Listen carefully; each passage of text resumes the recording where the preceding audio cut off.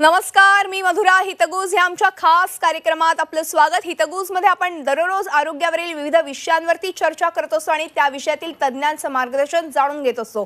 आज आपण चर्चा करणार आहोत स्त्रियांमधील वाढता हृदयरोग आणि माधवबाग उपचार. आणि या विषयावर मार्गदर्शन करण्यासाठी आमच्या स्टुडिओमध्ये आलेले आहेत या विषयातील तज्ञ आणि माधवबागच्या डॉक्टर प्राजक्ता असनोडकर. विषयाकडे वळण्यापूर्वी मी डॉक्टर प्राजक्ता यांचं आमच्या स्टुडिओमध्ये स्वागत करते. नमस्कार डॉक्टर. नमस्कार. डॉक्टर प्राजक्ता असनोडकर यांची थोडक्यात ओळख सांगायची झाल्यास डॉक्टर प्राजक्ता यांनी आपलं वैद्यकीय शिक्षण हे मुंबईतील पोद्दार वैद्यकीय महाविद्यालयातून पूर्ण केल्यानंतर कार्डियक रिहॅबिलिटेशनमध्ये फेलोशिप प्राप्त केली आणि गेल्या 10 वर्षांपासून त्या मीरा रोड इथल्या माधवबागमध्ये रुग्णांवरती यशस्वी चिकित्सा करत आहेत. त्यांनी देश परदेशात जाऊन या विषयावरती मार्गदर्शन देखील केलंय. आधुनिक वैद्यकशास्त्रातील अद्ययावत वैद्यकीय तपासण्या, आयुर्वेदातील औषधं आणि पंचकर्म, आहार, व्यायाम, योग आणि जीवनशैलीतील सुधारणांसाठी समुपदेशन यांचा एकत्रित वापर करून माधवबाग ह्या जगातील पहिल्या विना शस्त्रक्रिया आयुर्वेदिक उपचार करणाऱ्या हॉस्पिटल्स आणि क्लिनिक्समधून 1 लाखांपेक्षा अधिक रुग्णांवरती यशस्वी उपचार केले गेले आहेत. जगातील सर्वात जास्त हृदयविकाराचे रुग्ण असून या रुग्णांना यातून बाहेर काढण्यासाठी माधवबाग प्रयत्नशील आहे. तुमच्या हृदयाच्या आरोग्याला प्राधान्य देण्यासाठी माधवबागनं सेव्ह माय हार्ट हे ॲपही तयार केलंय. चला तर आज आपण हृदय संगिनीविषयी आणि एकूणच हृदयाचं आरोग्य आपण कसं चांगलं ठेवू शकतो याबद्दल जाणून घेणार आहोत डॉक्टर प्राजक्ता यांच्याकडूनच लगेचच. डॉक्टर, पुन्हा एकदा स्वागत आहे. खरं तर आपल्या प्रत्येकाचं हृदयाशी एक खास नातं आहे, कारण की प्रत्येक निर्णय घेताना किंवा प्रत्येक गोष्ट आपल्या सोबत घडताना आपण आपलं हृदय देखील तितकंच आपल्याला साक्षीदार असतं आणि बऱ्याचदा निर्णय घेताना हृदय देखील तितकंच आपल्याला मदत करत असतं. मात्र हे हृदय कसं आपल्याला बळकट ठेवायचे किंवा त्याचं आरोग्य कसं चांगलं ठेवायचं ह्यासाठी आपण कधीच लक्ष देत नाही आणि ह्याबद्दलच खरं तर आज मला तुमच्याकडून जाणून घ्यायचं आणि त्यात खास करून महिलांचं आरोग्य, कारण की महिलांमध्ये देखील आता हृदयरोगाचं प्रमाण किंवा हृदयविकाराच्या झटक्यांचं प्रमाण हे वाढत चाललेलं आहे. त्याबद्दल किती धोका आहे महिलांमध्ये हृदयविकाराचा? बऱ्याच लोकांना असं वाटतं की हृदयविकार हा पुरुषांचा आजार आहे, पण खरं पाहता की हार्ट डिसीज हा जो आहे is the number 1 killer in women. साधारणतः 50 नंतर जर आपण पाहिलं तर 50% स्त्रिया ज्या आहेत या हृदयविकाराने ग्रस्त आहेत. पूर्वीपेक्षा आत्ता जे निदान पद्धती आहे किंवा जी उपचार पद्धती आहे ही खूप उन्नत झाली आहे, पण भारतीय स्त्रियांची जी जीवनशैली आहे ती पाहता वाढलेला जो ताणतणाव आहे किंवा वेस्टर्नायझेशन आहे किंवा उशिरा लग्न होणं, त्यानंतर वंध्यत्वाला सामोरे जाणं, त्यामुळे ऋतुचक्र समाप्ती ही जी प्रक्रिया आहे ही फारच गुंतागुंतीची झालेली आहे. स्वतःच्या आरोग्याकडे लक्ष न देणं, स्वतःच्या आहाराकडे लक्ष न देणं, व्यायामाकडे दुर्लक्ष करणं, या सर्व कारणांमुळे मला असं वाटतं की हल्ली हृदयरोगाचा जो धोका आहे भारतीय स्त्रियांमध्ये दिवसेंदिवस वाढतच चाललेला आहे. अगदी खरं आहे. आणि मला वाटतं की आत्ताच ही खरं तर योग्य वेळ आहे की आपल्या हृदयाचं कशा पद्धतीने रक्षण करायचं, हृदयाला कशी बळकटी द्यायची आणि त्यासाठी खास माधवबागने हृदय संगिनी हा महिला दिनानिमित्त खास प्रोग्राम देखील आपल्या महिलांसाठी आणलेला आहे. आणि हे फार महत्त्वाचे. सोनाली कुलकर्णी अभिनेत्री तिच्या हस्ते या सगळ्याचं लॉन्चिंग पार पडलेलं आहे. मला सांगा की एकूणच मासिक पाळी बंद झाल्यानंतर हृदयविकाराचा धोका जास्त संभवतो का आणि तो कसा काय? स्त्रियांच्या आयुष्यात प्रत्येक स्टेजला काही ना काही बदल घडत असतात. आधी ती बालिका असते, मग ती कुमारी बनते, मग रजस्वाला, त्यानंतर नारी, माता आणि रजनिवृत्ती, अशा अनेक स्टेजेसमधून तिचं लाईफ जात असतं. आता रजनिवृत्ती हा काही आजार नाही आहे, तर स्त्रीच्या आयुष्यात जे काही विकास होत असतो, जो काही शारीरिक विकास होत असतो, त्यामध्ये एक महत्त्वाचा विकास म्हणजे रजनिवृत्ती. रजनिवृत्ती हा एक नॅचरल डिटॉक्सिफिकेशन प्रोसेस आहे असं आपण म्हणू शकतो. जसं रोज मलाचं निस्सरण होतं, मूत्राचं निस्सरण होतं, तसंच दर महिन्याला स्त्रियांमध्ये रजाचं निस्सरण होत असतं. पण रजनिवृत्तीनंतर हे जे निस्सरण किंवा नॅचरल डिटॉक्सिफिकेशन हे थांबून गेलेलं असतं आणि त्यामुळे तिच्या शरीरामध्ये मेदाचा संचय होणं किंवा तिला थायरॉइडच्या काही संबंधित तक्रारी होणं, तसंच तिचं शरीर जे त्वचा आहे ती कोरडी पडणं किंवा तिला इरिटेबिलिटी किंवा मूड स्विंग्स होणं, त्याबरोबरच रक्तवाहिनी काठिण्य होणं, हृदयविकार होणं, अशा अनेक गोष्टींना तिला सामोरे जावे लागते. आणि कसं आहे की रजनिवृत्तीमुळे कोणताही हृदयरोग होत नसतो, पण रजनिवृत्तीच्या वेळी जे काय तिच्या शरीरामध्ये रिस्क फॅक्टर वाढलेले असतात त्यामुळे या काळातल्या हृदयरोगाचा धोका जास्त असतो. बरोबर. जसं पुरुषांमध्ये टेस्टोस्टेरॉन तसं स्त्रियांमध्ये स्त्रीत्व देणारा हॉर्मोन म्हणजे इस्ट्रोजन. आता हा जो इस्ट्रोजन आहे त्याचा आपल्या शरीरात काय रोल आहे बरं, की हा जो इस्ट्रोजन असतो तो आपल्या रक्तवाहिन्यांना एक प्रकारे लवचिकता देत असतो. त्याचं आकुंचन, त्याचं प्रसारण सुरळीत करण्याचं काम हा इस्ट्रोजन करत असतो. पण रजनिवृत्तीनंतर इस्ट्रोजनचे प्रमाण जे आहे ते शरीरात कमी होते आणि त्यामुळे जे रक्तवाहिनी काठिण्य असते झपाट्याने सुरू होते तिच्या शरीरामध्ये. इस्ट्रोजन कमी झाल्याने जे काय मेद आहे ते तिच्या हिप रिजन पासून तिच्या ॲब्डॉमनकडे शिफ्ट व्हायला सुरुवात होते. तसंच हे जे मेद आहे तिच्या पॅनक्रियाजवरती, तिच्या लिव्हरवरती सेडिमेंट व्हायला सुरुवात होते आणि त्यामुळे या काळामध्ये डायबिटीज म्हणा किंवा ब्लड प्रेशर म्हणा ह्याची रिस्क तिच्या शरीरात वाढत जाते. तसंच तिच्या शरीरातले जे LDL किंवा जे आपण बॅड कोलेस्ट्रॉल म्हणतो त्याचं प्रमाण खूप वाढत जातं आणि HDL किंवा गुड कोलेस्ट्रॉल हे कमी होतं. खरं म्हणजे अशा पद्धतीने खरं तर ही प्रक्रिया चालते. त्यामुळे महिलांनी आपल्या आरोग्याची काळजी कशा पद्धतीने घेतली पाहिजे यासाठी खरं तर माधवबाग नक्कीच तत्पर आहेच आणि माधवबाग यासाठी प्रयत्नशील आहे की प्रत्येक महिलेने सुदृढ व्हावं. कारण की घरातली महिला जर सुदृढ असेल तर अख्खं कुटुंब सुदृढ राहू शकतं, आरोग्य एकदम त्यांचं चांगलं राहू शकतं. आणि ह्याच संदर्भात आपण सोनाली कुलकर्णी यांनी काय प्रतिक्रिया दिलेली आहे आपण जाणून घेऊयात.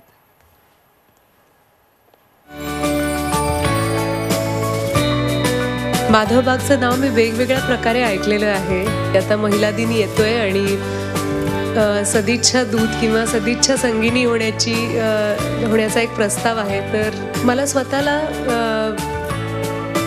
फार आश्चर्य वाटलं हा विषय माझ्याकडे कसा काय आला. कारण अनेकदा असं होत असतं की एखाद्या विषयाकडे जाण्यासाठी आजूबाजूला आपल्या तशा प्रकारच्या घटना घडत असतात. माधवबागच्या या सगळ्या स्वप्नाबद्दल सांगितलं होतं तेव्हा त्यामध्ये इतकी आत्मीयता होती.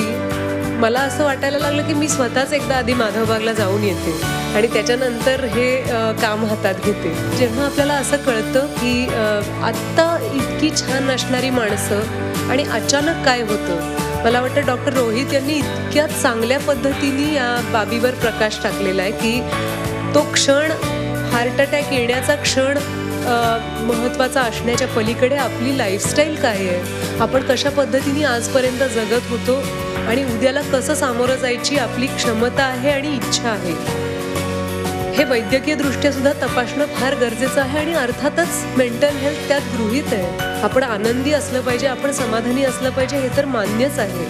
तरच आपलं शरीर आनंदी असणार. माधवबागच्या संपूर्ण संकल्पना कळल्यानंतर खूप आनंद होतोय की इथे फक्त हृदयविकार झाल्यानंतर गडबडीने आपण जायचंय, मला चेक इन करून घ्या, मला बरं करा आणि मला घरी पाठवा, आता तुमची जबाबदारी आहे, असं नाही आहे. इथे संकल्पना अशी आहे की स्वतःच्या हृदयाची काळजी घ्या. जेव्हा काळजी करण्यासारखी परिस्थिती नाहीये तेव्हा सुद्धा काळजी घ्या आणि जेव्हा आहे खरंच तशी परिस्थिती तेव्हा तर आम्ही सुद्धा तुमच्या मदतीला येऊ. हा फार महत्त्वाचा विचार आहे. आणि हृदय संगिनीमध्ये तर दोन फार चांगले शब्द एकत्र आलेत. इथे बसलेल्या इतक्या संगिनी मला दिसत आहेत, त्यांनी आपण सगळ्यांनी एकत्र येण्याची खरंच गरज आहे. तर या सगळ्या मैत्रिणींना हार्ट टू हार्ट एकत्र आणण्याचं काम माधवबाग या वर्षीपासनं करतंय. त्यात आपण खूप मोठ्या संख्येने सहभागी झालं पाहिजे. कारण जो गेले कितीतरी वर्ष आपण विचार ऐकतोय की एक स्त्री जेव्हा शिकते तेव्हा तिचं कुटुंब शिकतं. तर त्या कुटुंबातल्या एका स्त्रीला जर हा विचार पोचवायचा आपण प्रयत्न करणार असू की आपल्या तब्येतीची काळजी घेणं हे फर्स्ट आणि फॉरमोस्ट आहे. मी या माधवबाग परिवाराशी जोडली जाते आजपासनं, त्याचा मला मनापासून आनंद आहे. डॉक्टर रोहित, मी तुम्हाला ग्वाही देते की तुम्ही 1 लाख नाही, तुम्ही 1,00,001 महिलांपर्यंत पोचणार आहात. कारण त्यातली एक मी आहे. तर मला माझ्या घरातल्या छोट्या छोट्या गोष्टींमध्ये इंटरेस्ट घ्यायला आवडतो. ते म्हणजे रात्री विरजण लावणं असू दे किंवा आठवड्यातनं 2दा उसळ झाली पाहिजे, 2दा पालेभाजी झाली पाहिजे, याचा मी काटेकोरपणे विचार करत असते. आणि त्या सगळ्या मेन्यू प्लॅनिंगमध्ये भाग घ्यायला सुद्धा मला आवडतं आणि ते घरच्यांच्या सोबतीनेच पूर्ण होतं. आणि मला एकटीला नाही, मला खात्री इथे असलेल्या प्रत्येक जणीला ते आवडत असणार. कधी कधी अपरिहार्यपणे ते आवडून घ्यावं लागत असणार. पण या सगळ्यामध्ये जर आपण आपल्या तब्येतीकडे दुर्लक्ष केलं तर डेफिनेटली आपण दुसऱ्यावर उपकार करतो या भावनेनंच दिवस उजाडेल. आणि अरे गधड्यांनो, मी तुमच्यासाठी एवढं करते, तुम्हाला काही किंमत नाही, अशा भावनेनंच दिवस मावळेल आणि डोळ्यात पाणी घेऊनच आपण झोपू. तर मला असं वाटतं की डोळ्यातलं पाणी हे फार महाग आहे. बाकीच्या वस्तू आपल्याला मिळवता येतील कारण पैसे आपण कमवू शकू, पण आपल्या डोळ्यातलं पाणी आपण सांडू द्यायचं नाही. त्याची किंमत आपण जर राखली तर आपलं कुटुंबही राखेल.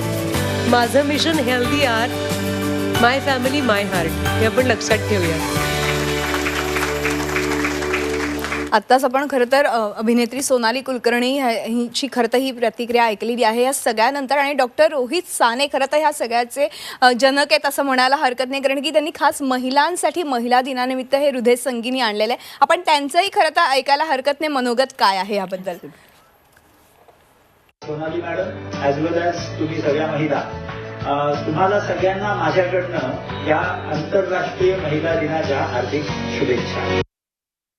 एकूणच खरं तर हृदयाची जपणूक करणं किंवा हृदयाचं आरोग्य चांगलं ठेवणं हे फार महत्त्वाचं आहे. आपण मग 40शी नंतर स्त्रियांनी नेमकं आहारात काय बदल केले पाहिजेत किंवा दिनचर्या कशी ठेवली पाहिजे ह्याबद्दल काय मार्गदर्शन कराल?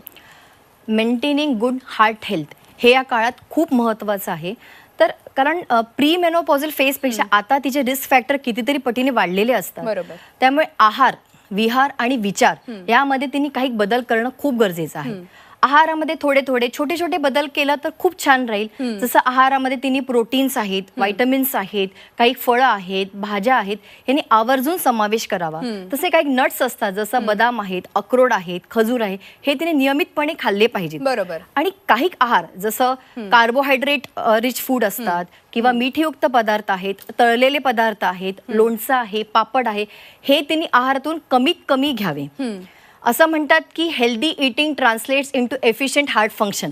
So eat healthy without dieting, म्हणजे चांगला सकस आहार घ्या पण डायटिंग मात्र करू नका. आता दुसरा मुद्दा आहे विहार किंवा व्यायाम आपण ज्याला म्हणतो. की व्यायामाने काय होतं की जे आपल्या दैनंदिन कामासाठी जी आपल्याला शक्ती पाहिजे, जी ताकद पाहिजे किंवा शरीराला जे स्थैर्य पाहिजे ते व्यायामाद्वारे आपल्याला मिळत असतं. म्हणजे आपण असं म्हणू शकतो की व्यायामाने आपला स्टॅमिना वाढतो. बरोबर. जर आपण मोबाईल आपला चार्ज नाही केला तर तो चालेल का? नाही चालत. तसंच आपल्या शरीराला, आपल्या डोक्याला आणि आपल्या मनाला रेग्युलरली रिचार्ज करण्यासाठी किमान एक 30 मिनिटं रेग्युलरली व्यायाम करणं खूप गरजेचं असतं. आणि त्यात पण काही एरोबिक एक्सरसाइजेस आहेत, म्हणजे ब्रिस्क वॉक असतं, काही एनोरोबिक एक्सरसाइजेस आहेत म्हणजे वेट बेरिंग एक्सरसाइजेस असतात, स्ट्रेचिंग एक्सरसाइजेस असतात, योगासनं असतात. हे स्त्रियांनी रोज नियमितपणे करणं खूप गरजेचं आहे. आणि त्याचबरोबर नियमितपणे 15 ते 20 मिनिटं सूर्यप्रकाशाचे सेवन म्हणजे सनलाइट एक्सपोजर हेही घेणं तितकंच गरजेचं आहे. बरोबर. तिसरा महत्वाचा मुद्दा आहे विचार. साधारणतः रजोनिवृत्तीचा काळ जो आपण धरला तर हा 40 ते 50चा काळ असतो. पण दुर्दैवाने याच काळात स्त्रीच्या आयुष्यामध्ये काही मनाविरुद्ध घटना घडत असतात. मुलांची लग्न होतात आणि ते आपल्या संसारात बिझी झालेले असतात. कधी कधी जो साथीदार किंवा जोडीदार असतो अचानक सोडून जातो. कधी कधी तिच्या स्वतःच्या मातापित्यांचे निधन झालेले असते. वयोवृद्ध सासू सासरे असतात, ते अंथरुणात खिळत असतात, त्यामुळे त्यांची सेवा तिला करावी लागते. आता ही जर वर्किंग वुमेन असेल तर मग पर्सनल लाईफ आहे, प्रोफेशनल लाईफ आहे, सोशल लाईफ आहे, या सर्वांमध्ये तिला एक प्रकारे बॅलन्स मेंटेन करावा लागतो. आणि हे करताना शरीरात होणारे बदल आणि बाहेर हे जे काही बदल चालू आहेत तर तिला असं वाटायला लागतं की आपला आयुष्यावरचा ताबा निघून गेलेला आहे. बरोबर. त्यामुळे तिचा आत्मविश्वास कमी होतो, मानसिक खच्चीकरण होते. त्यामुळे ह्या काळात तिच्या जे फॅमिली मेंबर्स असतात त्यांनी तिची खूप काळजी घेणं गरजेचं आहे. तिला एक प्रकारे सपोर्ट दिला पाहिजे. आणि ह्या काळात मला असं वाटते स्त्रियांनी मेडिटेशन किंवा ध्यान ही गोष्ट आवर्जून करावी. आता ध्यान काय करतं की बेसिकली आपलं जे सतत बडबड करणारं मन असतं त्याला शांत करायचं काम हे ध्यान करत असतं.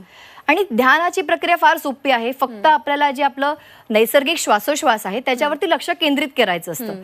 पण हे केल्याने तिच्या शरीरातली जी ऊर्जा आहे ती वाढते, आत्मविश्वास वाढतो आणि एक प्रकारची मनशांती तिला या काळात मिळत असते. अगदी अगदी खरं आहे. म्हणजे अशा पद्धतीने जर ह्या महिलांनी आपलं एकूणच आरोग्य चांगलं सांभाळलं तर नक्कीच त्याचा फायदा होऊ शकतो. आणि खास करून 40ल्या स्त्रिया नाही किंवा तरुण मुलींनी देखील खरं तर आपण आपल्या आरोग्याची काळजी घेणं फार आवश्यक आहे. कारण की खूप धावपळीचं जीवन झालेलं आहे, आपले लाईफस्टाईल चेंज झालेली. त्या अशा परिस्थितीमध्ये आतापासूनच काळजी घेतली तर नक्कीच त्याचा फायदा होऊ शकतो. मात्र एकूणच 40 नंतर किंवा रजोनिवृत्तीनंतर ह्या स्त्रियांनी नेमक्या कोणत्या कोणत्या चाचण्या करून घेतल्या तर त्या जास्त फायदेशीर ठरू शकतात आणि पुढे येणारे जे काही धोके आहेत ते आपण आधीच टाळू शकतो? खूप छान प्रश्न विचारला तुम्ही.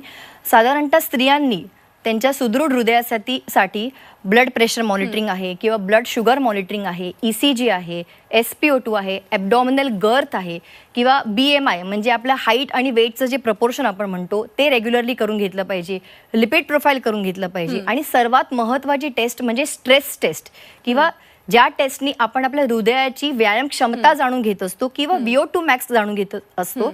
ह्या टेस्ट सर्व स्त्रियांनी रेग्युलर बेसिसवरती करणं खूप गरजेचं आहे. खरंय खरंय. अर्थातच ह्या सगळ्याबद्दल मला अजून बऱ्याच गोष्टी तुमच्याकडून जाणून घ्यायच्यात आणि खास करून महिलांनी आपल्या हृदयाची काय काय काळजी घेतली पाहिजे, कशा पद्धतीने काळजी घेतली पाहिजे आणि माधवबागमध्ये नेमके काय काय उपचार आहेत आणि हृदय संगिनी नेमका हा प्रोग्राम तुम्ही काय आणलेला आहे त्याबद्दल मला जाणून घ्यायचं पण एका छोट्याशा ब्रेक नंतर. पण तत्पूर्वी आपण पुन्हा एकदा सोनाली कुलकर्णीची एक प्रतिक्रिया बघणार आहोत. तुम्हाला ती आवाहन करते, ऐकूयात तिच्याच तोंडून.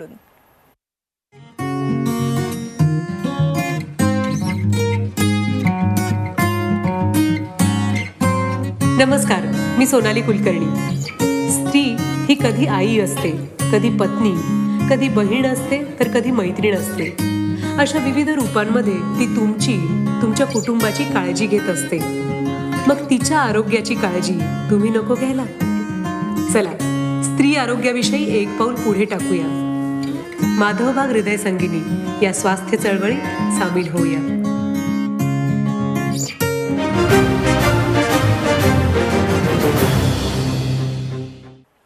ब्रेक नंतर आपलं पुन्हा एकदा स्वागत आणि आज आपण चर्चा करतो एकूणच हृदयाविषयी, हृदयविकार आणि महिलांचं आरोग्य, माधवबाग मधील उपचार याबद्दल आणि आपल्याला मार्गदर्शन करतायत डॉक्टर प्राजक्ता. आपण पुन्हा एकदा चर्चेकडे वळणार आहोत.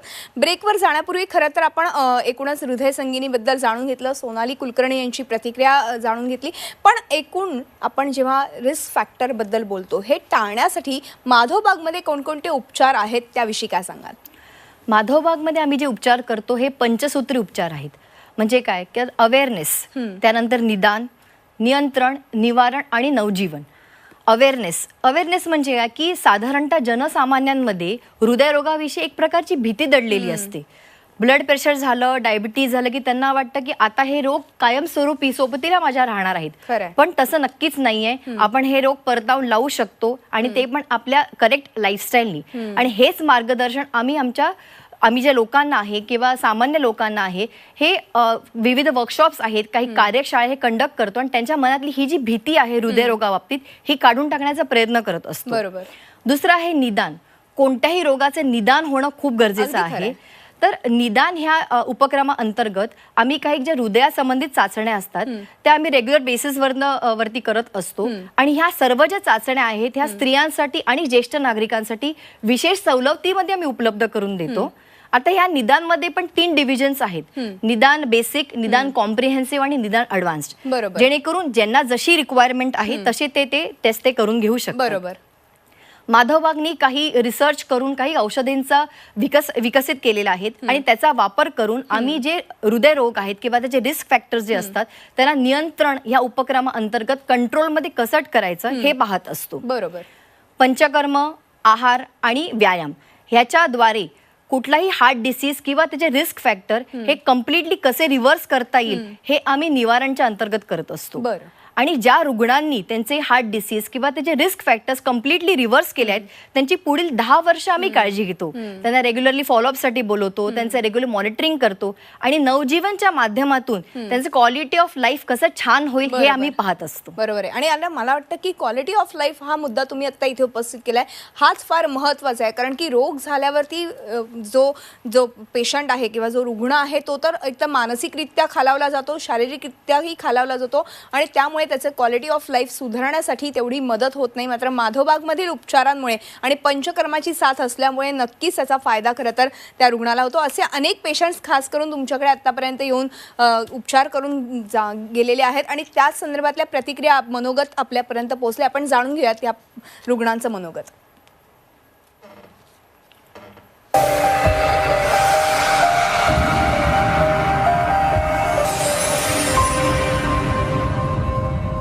माधवबागमध्ये त्यांनीच मला बरं केलं. मला दुसरा जन्म त्यांनीच दिला. पहिल्यासारखी झाले मी. म्हटलं ते श्रेय माधवबागकडे. त्यांनीच मला बरं केलं आणि मी पुनर्जन्म त्यांनीच मला जन्म दिला पुढचा. बल्कि हम ये शुभकामनाएं करते हैं कि हम और लोगों को यहाँ पर भेजने का कष्ट करें, जिससे कि माधव बाग का नाम हो और नॉट ओनली इंडिया बल्कि अब्रॉड में भी इसका नाम हो. ही जी ट्रीटमेंट मी घेतली माधवबागमध्ये ह्याचे अत्यंत ट्रिमेंडस आणि खूपच पॉझिटिव्ह इफेक्ट्स मी माझ्या स्वतःमध्ये मी अनुभवलेत. त्यामुळं हे खरं मिरॅकलच आहे मी असं समजते. ट्रीटमेंट चालू केल्यापासून माझं सगळं व्यवस्थित चाललं आहे. आरोग्याच्या दृष्टीने कामधंदा सगळं करू शकते, एक्झरसाइज योगा करू शकते, सगळं काही व्यवस्थित आहे. कारण 4-5 टेस्ट झाल्या की मला बराच उत्साह आला आणि छान वाटलं. मला एकदम मला माधवबागचा खूप छान सपोर्ट मिळाला सगळ्याच्या बाबतीत. आणि 21 टेस्ट झाल्यानंतर मी घरातून बाहेर पडायला जिथं नाही म्हणत होते तिथे मी जर्मनीला मुलीकडे जाऊन राहिले 3 महिने आणि तिथे सुद्धा खूप एन्जॉय केला. म्हणजे असं तिथं तिला उभं राहता येत नव्हतं, तर ती उंच उंच उड्या मारू शकते. आणि जर्मनीला जाऊन आम्ही खूप आनंद लुटला. फक्त हे माधवबागेमुळे शक्य झालं. जीवनशैली कशी असावी हे माधवबागने मला शिकवलं आणि आता माझं सगळं व्यवस्थित चालू आहे. देवाने मला असंच ठेवावं. माधवबाग माझ्या पाठीशी आहेच आहे. रोग पूर्ण समुद्र नष्ट करायचा असेल आणि आपल्याला सुखी आणि आनंदी आणि निरामय असं आयुष्य जगायचं असेल, आरोग्यदायक, तर माधवबागमध्ये जरूर यावं आणि इथल्या ट्रीटमेंट्स आपण घ्याव्यात असं मला त्यांना सांगावं असं वाटतंय. माधवबागमध्ये आल्यानंतर जीवनाला एक शिस्त लागली आमच्या. इतकी इम्प्रूव्हमेंट झाली की आम्ही आता अतिशय आनंदात आहोत. इम्प्रूव्हमेंट चांगली झाल्याने 3 ते 4 किलोमीटर मी फिरायला जातो. सांगायची गोष्ट म्हणजे राजस्थानमध्ये आम्ही गेलो असताना तिथल्या किल्ल्यांवर काही लोक लिफ्टने गेले. आम्ही म्हटलं जाऊया आपण, आणि आम्ही आनंदाने दोघे लिफ्टमध्ये न जाता सगळ्या पायऱ्या चढून होते. त्यांना नवल वाटलं की अशा म्हणजे इतक्या प्रकारची इम्प्रूव्हमेंट त्या ठिकाणी आमची झालेली होती. एका महिन्यामध्ये लगेच माझा इन्सुलिन बंद होऊन गेला. अगोदर 30 होतं, 15 होतं, नंतर 20वर मला आणली, 10वर आणली, मग 10वरून 10 ते 5 आणि 5पर्यंत आल्यावर मी एकदम बंद केलं. मला इतका आनंद झाला त्या दिवशी की बाबा माझ्या हे पोटावरच्या सुया टोचायच्या आता बंद होऊन गेल्या. माधवबाग ही हृदयस्पर्शीच आहे, हृदयाला स्पर्श करून देते. जणू काय आपण एका कुटुंबातलेच आहोत. आणि डॉक्टरांचं बोलणं जर चांगलं असेल तर माणसाला भीती वाटत नाही. मला ह्या ट्रीटमेंटचा खरंच सगळ्या दृष्टीने फायदा झाला आहे. मोटिवेट करतात ते खूप छान की तुम्ही हे करा, तुम्ही नक्की यातनं बाहेर पडाल. म्हणजे ट्रीटमेंटच्या जोडी त्यांचं हे जे काउन्सिलिंग चालतं ना ते पण खूप महत्त्वाचं आहे असं मला जाणवलं. त्याबद्दल माधवबागला धन्यवाद आणि माझ्यातर्फे चांगल्या शुभेच्छा.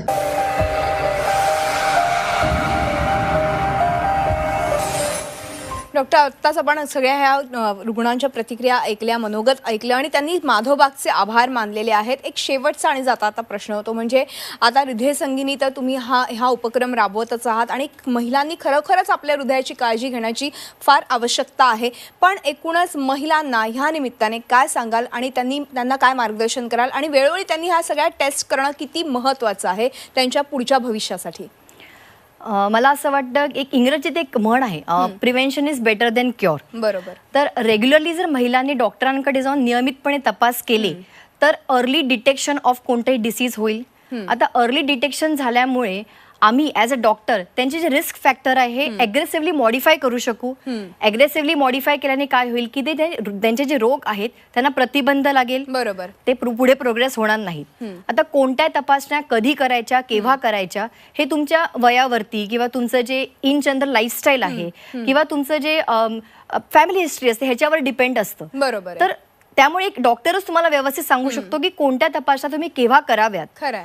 आणि मला असं वाटतं की जेव्हा आपण ब्लड प्रेशर कमी करतो तेव्हा हार्ट फेलियरचा धोका जो आहे तो 50% कमी होतो. 1% HbA1c जरी कमी झालं, जी 3 महिन्यांची ॲव्हरेज शुगर असते, ही जेव्हा 1% कमी होते तेव्हा 14% त्या व्यक्तीचा हार्ट अटॅकचा धोका आहे तो कमी होतो. बरोबर. त्यामुळे ह्या ज्या तपासण्यात as a matter of caution करून घ्या. त्याबद्दल भीती मनात बाळगण्यासारखं काहीच नसतं. आणि सर्वात महत्वाचं, जेव्हा तुम्ही एका डॉक्टरकडे जाता, रेग्युलरली तपासण्या करून घेता, तेव्हा त्या डॉक्टरच्या स्वरूपात तुम्हाला एक मित्र किंवा एक मैत्रीण भेटते आणि जी तुम्हाला रेग्युलरली तुमच्या हेल्थच्या बाबतीत गाईड करत असते. तुम्ही तुमचं हेल्थ बाबतीत तिच्याशी शेअर करू शकता. तर मी सर्व महिला प्रेक्षकांना हेच सांगू इच्छिते की रजोनिवृत्तीचा हा जो काळ आहे मानसिक आणि शारीरिक बदलांचा काळ आहे. या काळामध्ये तुम्ही तुमच्या आरोग्याची, विशेषतः तुमच्या हृदयाची रेग्युलरली तपासणी करून घ्या, त्याची काळजी घ्या. माधवबागमध्ये ज्या हृदय संगिनीच्या माध्यमातून ज्या तपासण्या सांगितल्या आहेत त्या रेग्युलरली चेक करून घ्या. महत्वाची आहे स्ट्रेस टेस्ट. ती बरोबर. मात्र नक्कीच करून घ्या. या वयात तुमची जी हृदयाची धडधड आहे त्याची तपासणी करा आणि निरोगी राहा. अगदी अगदी खूप छान सल्ला खरं तर तुम्ही या निमित्ताने दिलेला आहे डॉक्टर. नक्कीच आपल्या या सगळ्या महिला प्रेक्षकांना हा सल्ला पटला असेल. डॉक्टर, वेळ संपल्यामुळे आज आपल्याला इथेच थांबावं लागते, मात्र तुम्ही आलात आणि खूप छान मार्गदर्शन केलं, त्याबद्दल मनपूर्वक आभार. आणि यानंतर हितगुज या आमच्या खास कार्यक्रमात आज आपण इथेच थांबतो. तुम्ही पाहत राहा आमचा खास कार्यक्रम हितगुज.